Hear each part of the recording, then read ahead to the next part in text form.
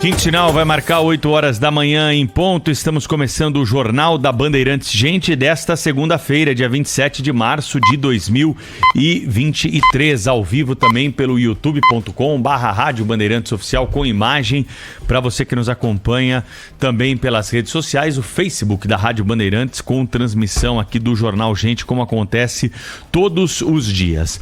O presidente da Câmara dos Deputados, deputado Arthur Lira, do PP de Alagoas, anunciou que haverá um esforço concentrado para a votação de 13 medidas provisórias ainda do governo Jair Bolsonaro na Câmara nesta semana. Hoje à noite, segunda-feira, começa esse esforço concentrado que vai até quinta-feira.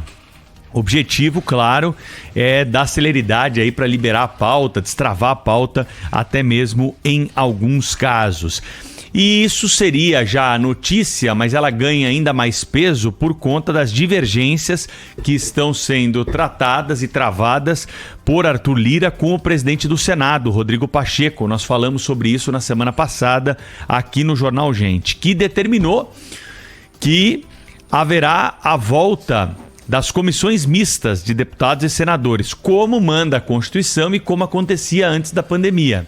Então nós temos aí um impasse a respeito de qual vai ser a dinâmica de votação dessas medidas provisórias, que substituíram aquele chamado decreto-lei da ditadura militar e dão ao presidente da República o seu maior poder. O presidente da República tem aí, pela previsão constitucional, a possibilidade de editar medidas provisórias sobre alguns temas.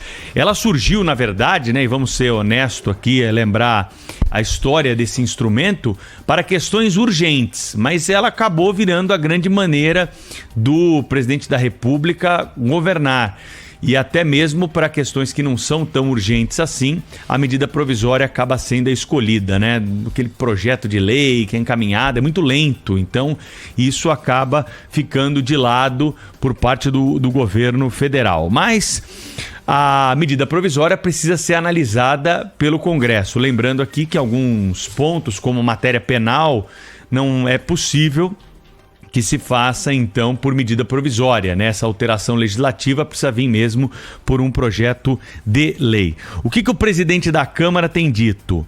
Esse modelo da pandemia veio para ficar, porque ele é mais célere, é dinâmico e é eficiente.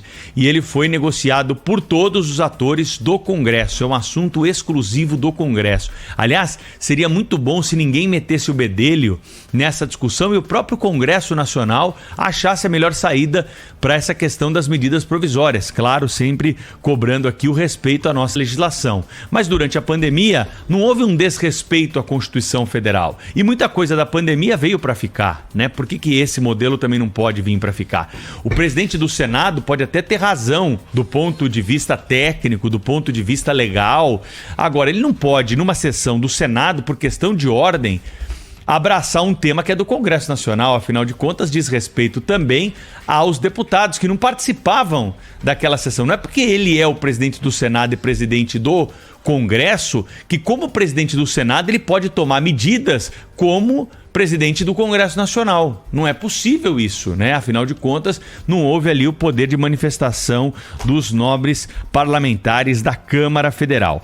Então, o que o Senado tem dito? A Câmara entrega para a gente essas medidas provisórias, depois da análise que está sendo feita dessa forma desde a pandemia, com um prazo muito curto. São um prazo em que, basicamente, a gente tem que chancelar para a medida provisória não perder o seu valor, não perder a sua eficácia, Então, o presidente da Câmara foi lá aos dados e disse o seguinte: vem cá, 90% dos casos nós temos a entrega no prazo para o Senado, que tem 30 dias pelo menos para analisar. Se você parar para pensar que a medida provisória tem 120 dias de tramitação, se você fizer um ajuste em prazos, é claro que isso é plenamente possível, de ser apreciado pelos senadores. É uma briga mesmo política, é uma briga das duas casas legislativas e que precisa ser resolvida por elas. Se o Supremo Tribunal Federal vier meter o bedelho, vai ser muito ruim.